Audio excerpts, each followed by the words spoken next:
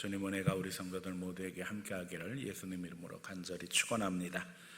6월 맞이했습니다. 5월 가정의 달로 한 달을 보내고 6월은 나라 민족을 위해서 기도하는 애국의 달로 정하고 있습니다.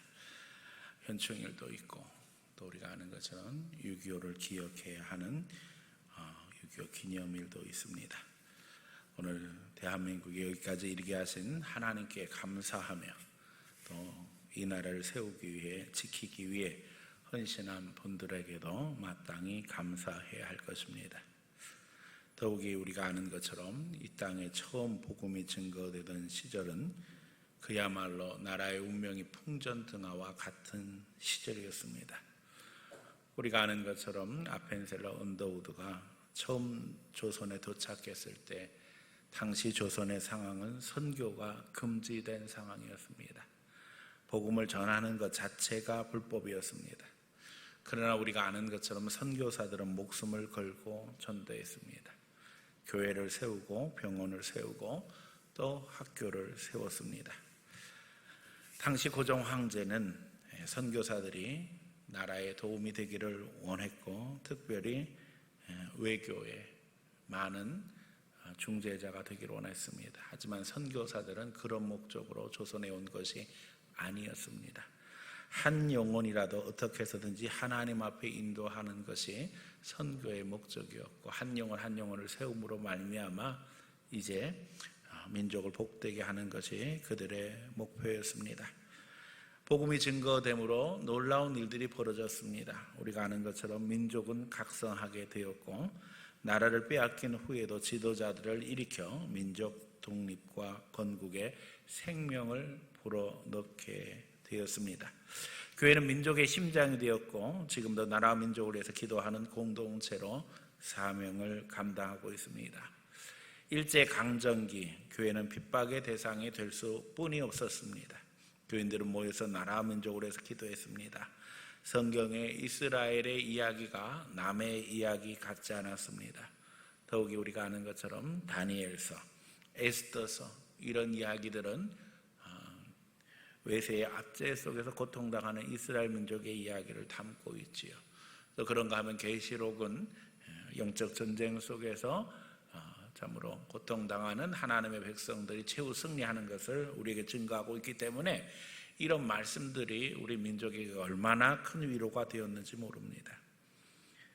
일본은 이런 본문들을 아예 설교하지 못하도록 금지를 시켰습니다. 다니엘서, 요한계시록, 에스더 이런 성경은 아예 설교하지 말아라 대놓고 그렇게 요구를 했고 명령했습니다.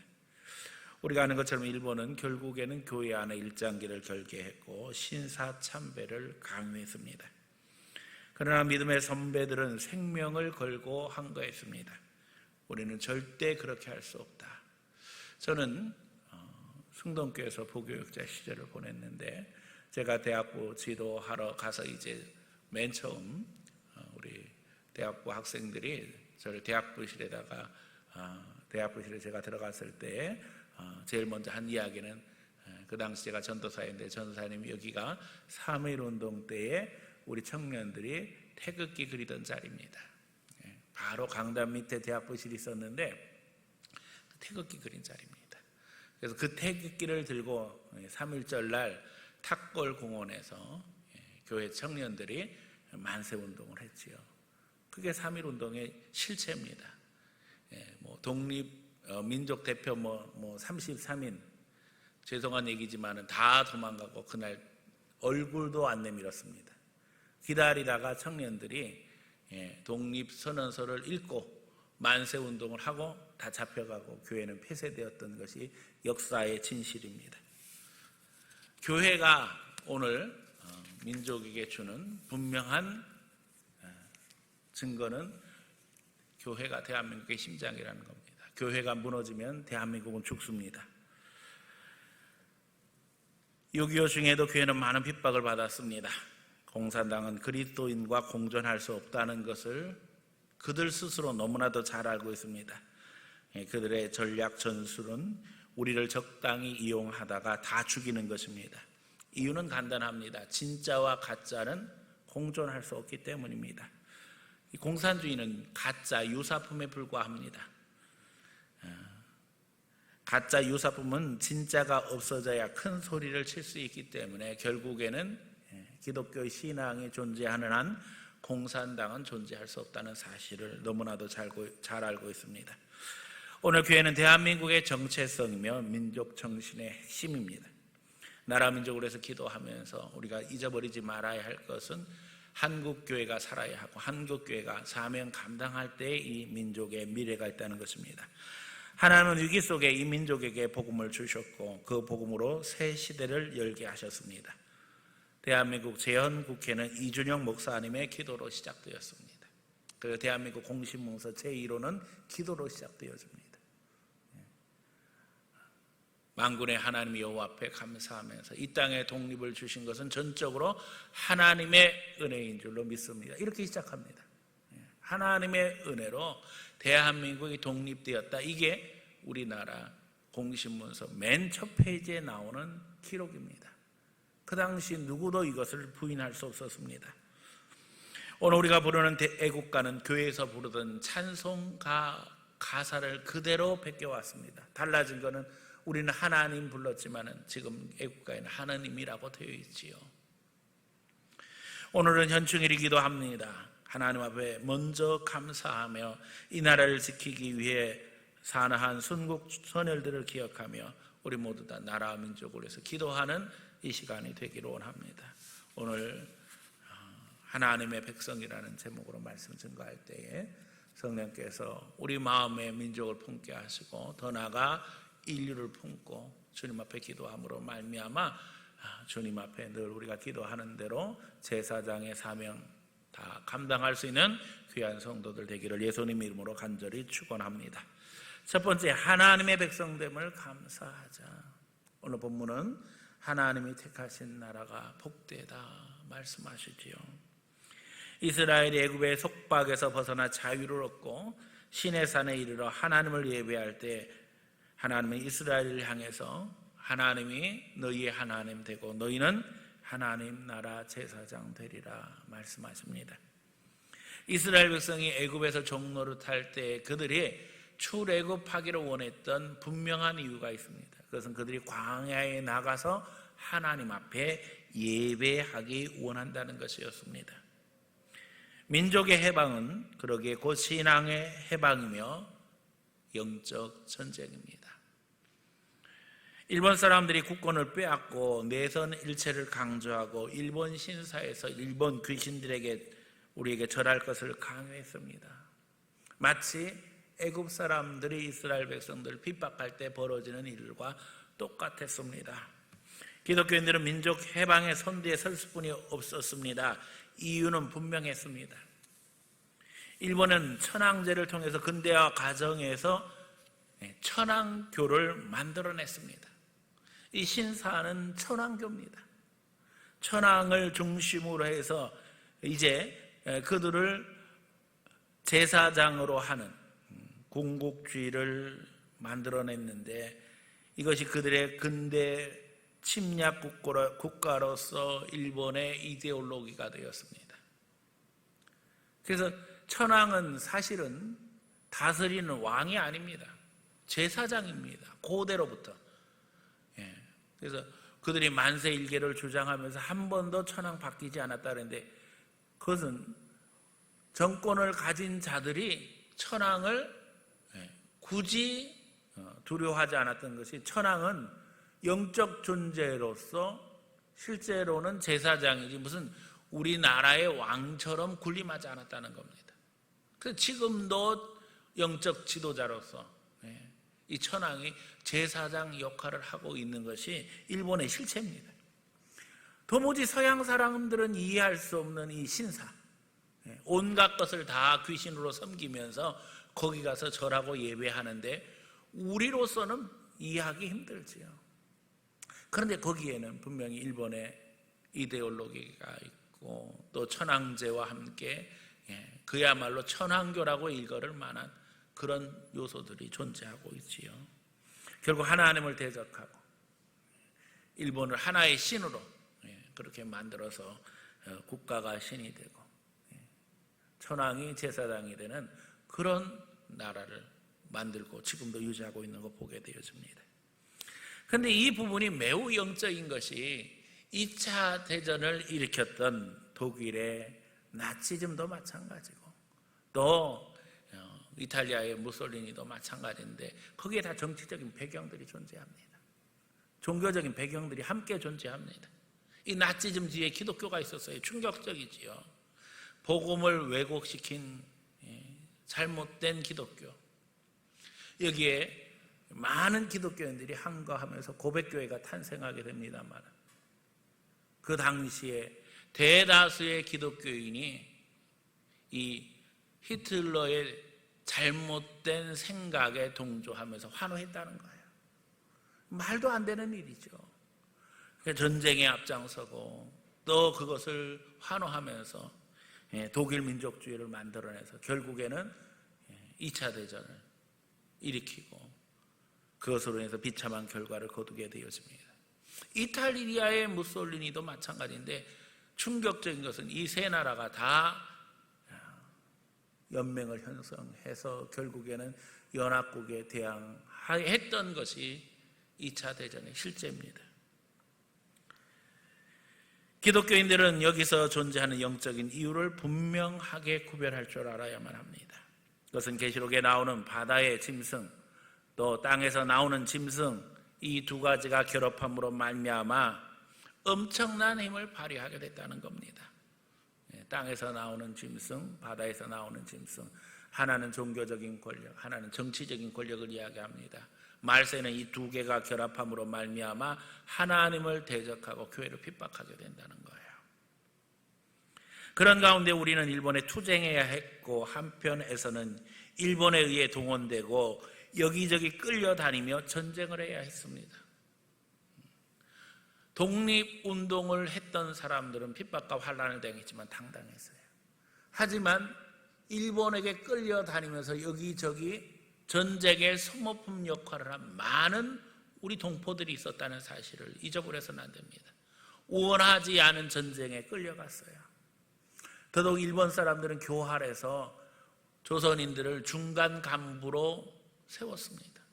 그래서 실제로 전쟁터에 나가서 전쟁을 주도하게 만들고 또 다른 나라들을 핍박하는 일에 완장 채워서 앞잡이로 세웠다는 거예요. 기가 막힌 일이죠. 사실은 우리가 일본 사람들 비난하지만 우리도 속죄해야 될 것이 많이 있는 백성입니다. 그런 가운데 우리에게 독립이 왔습니다. 그러나 우리의 독립에는 분명한 한계가 있었습니다. 이 독립운동에 있어서 우리가 무력으로 일본을 이긴다는 것, 자력으로는 불가능한 일이었지요. 그러나 하나님은 우리의 편이 되셨습니다. 그것은 일본이 하나님을 대적하고 있었기 때문에 확연하게 드러날 수 있었습니다. 충격적인 것은 독일의 기독교가 이 나치에 협력해서 그야말로 히틀러 편에 섰던 것처럼 일본의 기독교도 똑같은 짓을 했어요. 일본의 기독교인들이 없는 게 아니에요. 그런데도 불구하고 천황만세하고 그것뿐만 아니라 한국의 기독교인들 핍박해가지고 자기 수하에 두려고 얼마나 많은 못된 짓 했는지 몰라요. 또 한국의 목사들 중에도 거기에 휩쓸려가지고 그냥 돈이나 받아먹고 땅이나 받아가지고선 영화를 누리는 자들이 있었지요. 일본의 패배로 우리는 독립할 수 있게 되었습니다. 일본으로부터 독립해서 새 나라를 세우며 우리는 하나님의 도우심을 고백하게 되었습니다. 특별히 기독교인들과 교회의 헌신은 말로 다 할 수 없는 것이며 그러기에 독립 역사 곳곳에 그 증거가 지금도 남아있어서 오늘 우리가 그 대열에 서 있음을 하나님 앞에 감사하며 또한 우리 후손들에게 간증할 수 있는 것입니다. 여러 번 이야기하지만 상해 임시정부는 3.1운동의 결과물이었습니다. 3.1운동은 부흥운동과 연결되어 있습니다. 1907년 평양 대부흥운동이 일어난 후에 이 대부흥운동이 평양에서만 있었던 것이 아니라 전국적으로 확산되게 되어집니다. 서울에서도 부흥운동이 있었고 인천뿐만 아니라 전국으로 이 부흥운동이 확산되어지면서 교회가 성장하기 시작합니다. 하나님 앞에 나와서 나라 민족을 해서 기도하고 또 죄를 회개할 뿐만 아니라 하나님께서 이 민족 살려주시기를 기도하게 되었지요. 제가 새벽기도 운동 본부에 협력하던 시절 강화도에서 있었던 이 부흥의 일지를 받은 적이 있습니다. 부흥의 기록을 일기처럼 기록한 내용이었는데요, 놀라운 것이 마치 오순절 마가다락방 초대교회 성령께서 역사하신 것처럼 그런 기적들을 기록해 놨어요. 치유의 역사가 일어나고 방언의 역사가 일어나고 귀신 내쫓기는 역사가 나타나고, 그래서 거기에는 은혜 받은 사람들의 이름이 나옵니다. 누구는 방언하고 누구는 고침받고 누구는 귀신 들렸는데 귀신 쫓겨나가고. 그런데 그 사람들의 이름이 그 다음 장면에서 또 다시 역사 속에 등장하게 되어집니다. 독립운동 3.1절 운동할 때 그 사람들 다 체포되었습니다. 은혜 받고 나니까 다 나라 민족을 해서 기도하게 되어지고 결국에는 태극기 들고 나가서 독립운동했어요. 다 잡혀 들어갔어요. 그런데 다 잡혀 들어간 걸로 끝난 게 아니에요. 그 다음 장에서 자녀들은 다 독립운동하러 해외로 나갑니다. 부모들은 독립운동 자금을 대는 거예요. 이게 우리나라 독립 역사입니다. 하나님께서 성령의 은혜를 부으셨기 때문에 우리 힘으로는 안 되지만 하나님 앞에 기도하게 하시고 최선을 다하게 하신 게 하나님의 역사입니다. 하나님의 역사 속에서 이 민족을 부르셨고 또한 우리를 부르셨습니다. 이 거룩한 대열에 선 것은 전적으로 하나님의 은혜입니다. 그러기에 이제 우리가 나라 민족을 해서 기도해야 할 사명이 있고 또 나라 민족을 책임져야 할 사명이 있다는 사실을 늘 기도하는 가운데 주여 우리 대한민국 책임져 주시옵소서. 특별히 우리 교회가 기도할 때에 나라 민족을 위한 기도 제목의 핵심은 너무나도 분명합니다. 하나님 앞에 우리 대한민국이 제사장 나라가 되게 해주세요. 우리 민족뿐만 아니라 전 세계를 품고 기도하게 하시고 복음 증거하는 나라, 그래서 하나님 앞에 복받는 주의 나라 되게 해주세요. 이게 우리 기도 제목입니다. 하나님 앞에 감사하되 이제는 하나님께서 이 나라를 택하신 것을 믿고 나라 민족을 위해서 기도하는 가운데 늘 항상 여러분 마음에 민족이 있고 또한 여러분 민족의 세계가 있기를 예수님 이름으로 간절히 축원합니다. 두 번째는 하나님의 은혜에 감사하자는 겁니다. 하나님이 택하셨을 뿐만 아니라 우리에게 특별한 은혜를 주셨습니다. 우리는 하나님께 감사할 것이 참 많은 민족입니다. 독립도 감사하고 그 베푸시는 은혜는 말할 수 없었습니다. 전쟁 중에도 하나님의 도우심은 너무나도 분명했습니다. 우리의 한계는 분명합니다. 우리의 힘은 연약합니다. 그러나 하나님은 우리를 도와주셨습니다.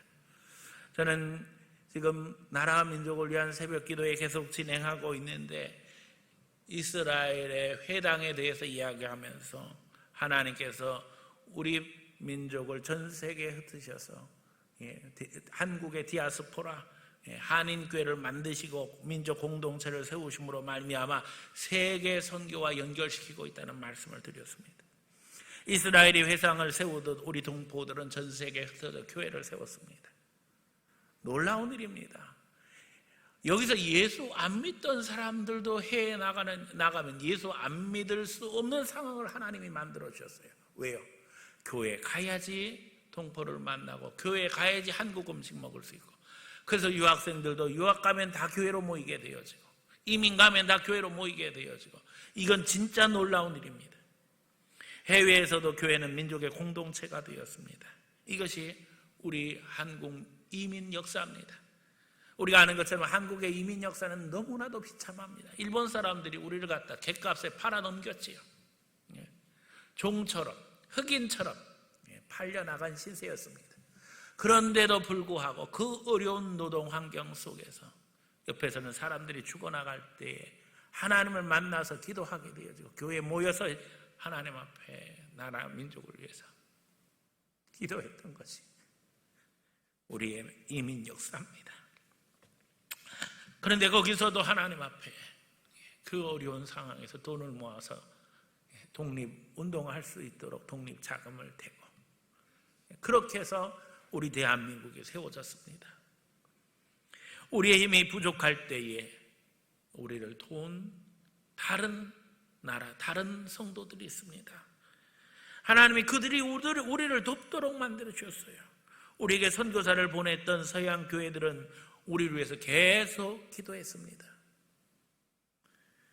상해 임시정부의 초대 대통령인 이승만 박사는 독립운동하면서 무력 투쟁의 한계가 있다는 것을 절실하게 깨달았습니다. 그래서 결국에는 외교에 우리의 살 길이 있다고 믿었고 미국에 가서 유력자들을 설득하게 되어집니다. 한국의 독립을 위해서 애쓰고 노력할 때 먼저 반응을 보인 이들은 당연히 기독교인들, 교회였어요. 그래서 교회들이 물질을 지원하고 또 우리를 위해서 기도해 주었습니다. 미국의 성도들이 우리 독립운동의 동역자가 되어주었습니다. 그 기도가 모아져서 우리가 독립됐다는 사실을 잊어버려서는 안 됩니다. 더욱이 전쟁 중에 해외의 젊은이들이 우리를 위해서 피를 흘렸고 우리를 위해서 죽어갔고 시체를 이 땅에 묻었습니다. 6.25 동란 중에 참전한 미국인이 얼마나 되는 줄 아세요? 미국 사람들이 얼마나 많은 군인을 이 땅에 보낸 줄 아세요? 자그마치 160만 명이 들어왔습니다. 16,000명도 아니고 16만 명도 아니고 160만 명이 참전을 했습니다. 그 중에 36,492명이 죽었습니다. 거의 4만 명이 죽었습니다. 영국은 5만 6천 명이 참전했는데 1,177명이 죽고 카나다는 2만 7천 명이 참전했는데 516명 죽었습니다. 영국은 우리하고 인구 숫자가 비슷한 나라이고 카나다는 인구가 우리 절반뿐이 안 되는 나라입니다. 사실은 이 나라들이 우리나라에 복음 전해가지고 선교 초기부터 미국, 영국, 카나다, 호주 장로회가 한국에서 이 장로교회를 하나의 교단으로 출범시키죠. 우리에게 복음 전해주고 우리가 나라를 빼앗겼을 때에는 독립운동하는데 기도해주고 자금 대주고 또 외교적으로 협력해주고 전쟁이 일어나니까는 군인들 보내서 같이 싸워주고 우리가 하나님 은혜에도 감사해야 될 줄 알지만 그들의 수고에 대해서 우리는 평생 감사해도 사실은 부족할 것입니다.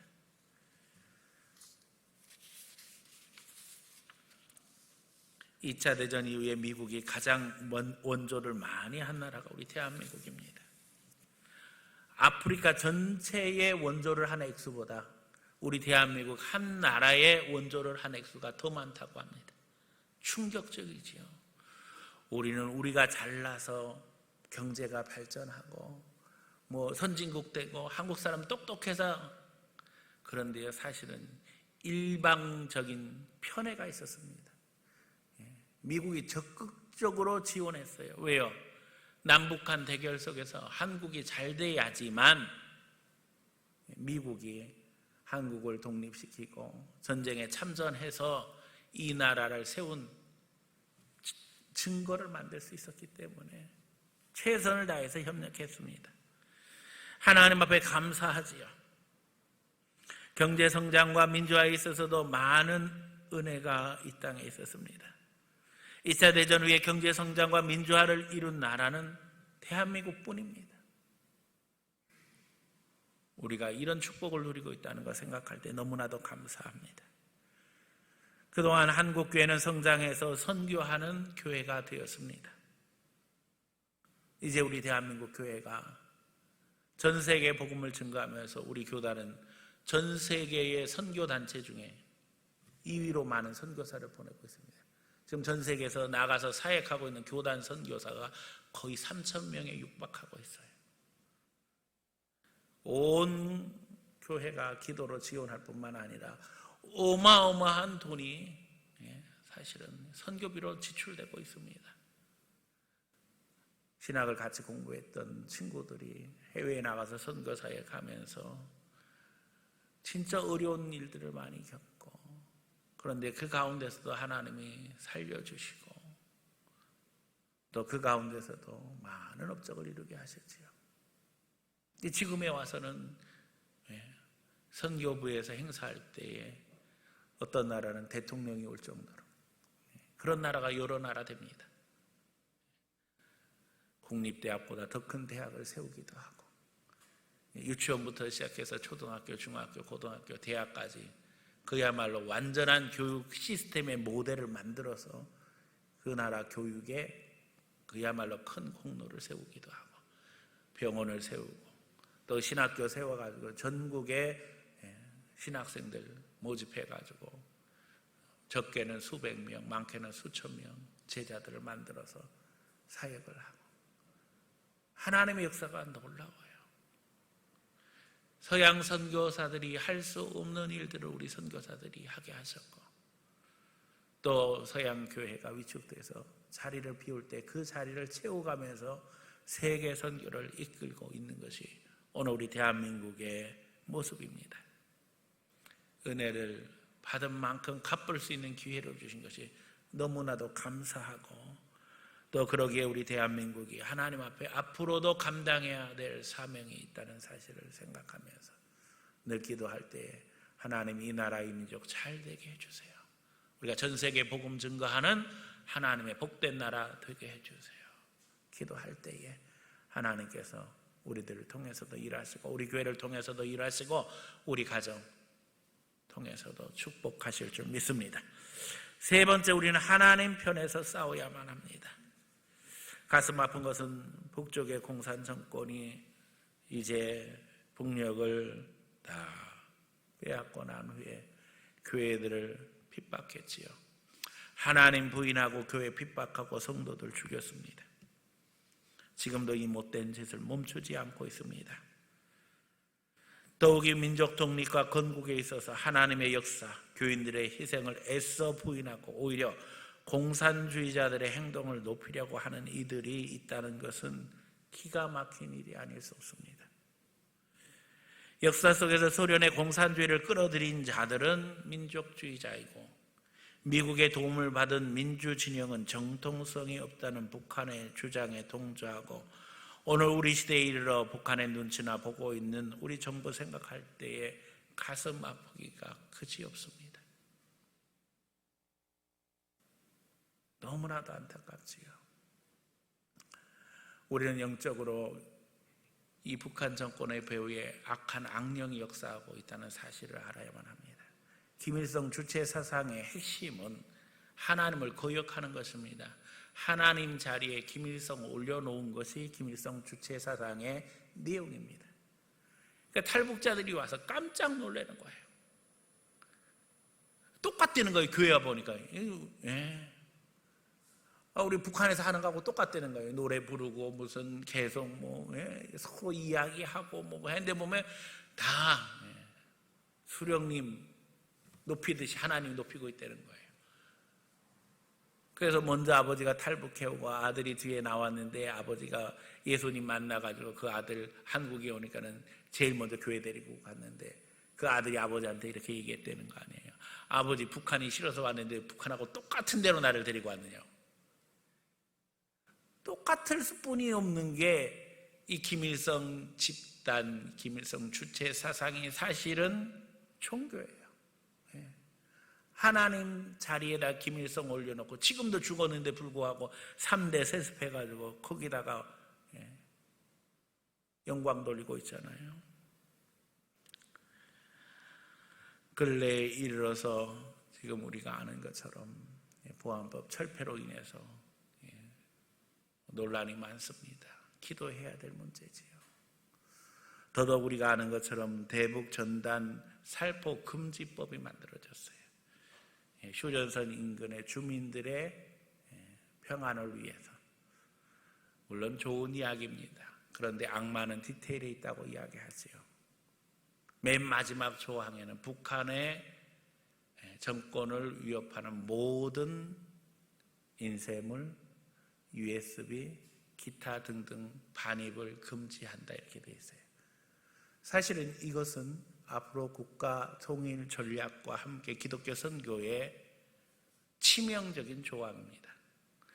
북한 정권을 가장 위태롭게 하는 것은 여러분 뭐라고 생각하세요? 성경입니다.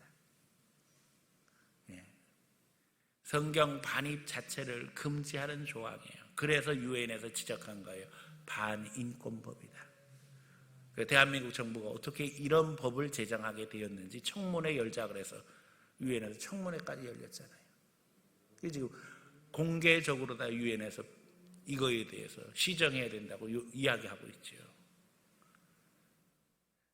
실제로 우리가 아는 것처럼 동서독이 통일될 때에 결국에 통일된 주된 이유 중에 하나는 동독의 주민들이 서독의 매스컴에 그대로 다 노출되었기 때문이라는 거죠. 지금 USB를 통해서 한국의 방송 프로그램이든 이런 것들이 대거 들어가고 있잖아요. 그래서 그거 듣고 탈북하는 사람들이 많아지고 있는 게 현실입니다. 근데 더 중요한 건 우리는 USB에 성경 넣습니다. 또 책자로도 보급하지요. 북한에서 성경 읽다가 발견되면 즉각 정치범 수용소로 갑니다. 그만큼 북한 정권에는 기독교가 위협적이라는 걸 알고 있습니다. 복음 들어가면은 결국에는 이 공산주의 사상가는 절대 하나 될 수가 없거든요. 한국교회는 북한에 받을 빚이 많이 있습니다. 지금도 우리 대한예수교 장로회 교단 안에는 북한에 적을 두고 있는 40여 개의 노회가 있습니다. 결국 공산 정권의 핍박에 의해서 내려온 목사님들이 남한에 와서 다시 노회를 건설하고 통일될 날을 기다리면서 지금도 그걸 포기하지 못하고 결국 그 제자들이 교회를 만들고 또 거기에 연결되어져서 지금은 우리가 140개 정도의 노회가 되는데 그 중에 40개 이상의 노회가 전부 다 북한에 적을 두고 있어요. 지금도 기도하지. 하나님 다시 북한에 들어가서 빼앗긴 교회 찾아서 재건하게 해주세요. 빼앗긴 교회는 찾아서 재건할 수 있습니다. 북한이 그 재산 내놓겠어요? 내놔야지요. 근데 죽인 사람들은 어떻게 할 거냐고요. 얼마나 많은 성도들을 죽였는데요. 지금도 그 명단 다 가지고 있습니다. 위안부 몇 명 가지고 일본하고 계속 지금 우리 정부가 옥신각신하고 있잖아요. 그 정도 수준이 아니라니까요. 북한과의 관계는. 교회가 그냥 지금 입을 닫고 있을 뿐입니다. 민족 통일에 방해가 될까 봐. 그야말로 교회는 한 맺힌 핍박과 서름 속에서 너무나 많은 것을 뺏기고 많은 주의 종들, 성도들이 순교의 길에 올랐고 예배당은 불타고 초토화되어지고 더 못된 것은요. 지금도 교인들이 세우는 예배당을 개조해가지고 김일성 역사박물관을 만든 곳이 지금 몇몇 곳이 있다고 보고가 되고 있어요. 기가 막히죠. 하나님 예배하던 자리에다가 김일성 주체사상 박물관 만들어 놓고 김일성을 찬양하고 있어요. 믿는 이들은 하나님을 바라보며 영의 눈이 열려서 영적 전쟁을 바라볼 수 있어야 합니다. 마귀는 변하지 않습니다. 마귀는 어느 시대나 악한 정권과 권세자들이 들어서 교회를 핍박합니다. 일본이 그랬고 북한이 그랬습니다. 그러나 하나님은 교회를 통해서 일하십니다. 믿는 자들을 일으켜 악한 정권을 패하게 하시고 하나님의 역사를 이루게 하십니다. 그게 기독교 역사예요. 그리스도인들이 종교개혁을 일으켰습니다. 이건 단지 종교개혁이 아니었어요. 이것으로 인해서 유럽의 정치는 격변하게 되었습니다. 우리가 아는 것처럼 그 정점이 영국의 청교도 혁명이죠. 우리 신앙의 선배입니다. 청교도들이 주역이 되어서 정치적인 혁명을 일으킵니다. 그래서 완전히 정권을 바꿔버리죠. 새로운 법을 만들고 영국이 입헌군주제가 되게 되어집니다. 우리는 하나님의 기업입니다. 하나님은 그러기에 교회를 포기하지 않으십니다. 이 교회를 통해서 하나님의 영광을 드러내게 하십니다. 하나님은 우리를 책임져 주십니다. 하나님이 우리의 방패이시며 우리의 피난처이십니다. 하나님이 우리와 한편이 되신 이유는 분명합니다. 이 시대에 하나님의 영광을 드러내시기 위해서 지금도 하나님의 편을 찾고 계십니다. 우리는 결단해야 됩니다.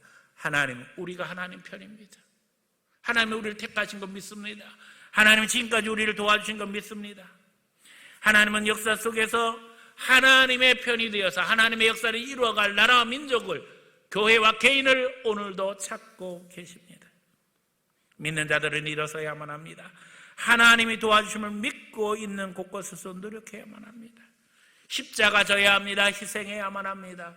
우리 신앙의 선배들이 결국 일본에 압제한 거하고 공산주의에 압제한 거했던 것처럼 오늘 우리는 이 시대에 하나님 앞에 이 땅에 주의 나라가 임하기를 소원하며 불의에 대항하고 주님의 역사가 우리 가운데 함께 하기를 기도해야만 합니다. 어떤 이들은 이야기합니다. 한국교회 소망 없다고. 그러나 저는 믿습니다. 한국교회는 소망이 차고도 넘칩니다. 이 코로나 사태에도 포기하지 아니하고 하나님 앞에 눈물 뿌려 기도하는 기도는 계속되고 있습니다. 우리 교회에는 소망이 있습니다. 새벽마다 부르짖는 성도들이 있습니다. 나라와 민족을, 세계를 품고 하나님 앞에 기도하는 하나님의 백성들이 있습니다. 하나님이 우리를 택하셔서 지금까지 도와주셨습니다. 하나님은 우리를 제사장 나라로 이미 쓰고 계십니다. 깨닫고 응답하는 성도들 되시기를 축원합니다. 내일 모레까지 나라와 민족을 위한 새벽 기도회는 계속됩니다. 함께 모여서 기도할 수 있기를 원합니다. 코로나 종식을 위해서 기도할 뿐만 아니라 우리 대한민국을 하나님의 제사장 나라로 만들어 주시옵소서. 우리 교회가 역사의 주체로 하나님의 영광을 드러내게 하시고 우리 자녀들이 이 시대의 주역이 되어서 민족을 뿐만 아니라 세계를 무대로 하나님의 역사를 이루게 하여 주시옵소서. 기도해야 될 줄로 믿습니다. 제사장의 가슴에는 흉배가 있었습니다. 그 흉배에는 12개의 보석이 달려 있었는데 제사장은 하나님 앞에 기도할 때마다 두 손 모으고 그 보석을 가슴에 품습니다. 그 보석은 이스라엘 12지파를 상징했습니다. 오늘 우리 눈에 보이지 않지만 우리 가슴에는 보석이 달려 있습니다. 전 세계 열방 그리고 우리 민족이 우리의 보석입니다.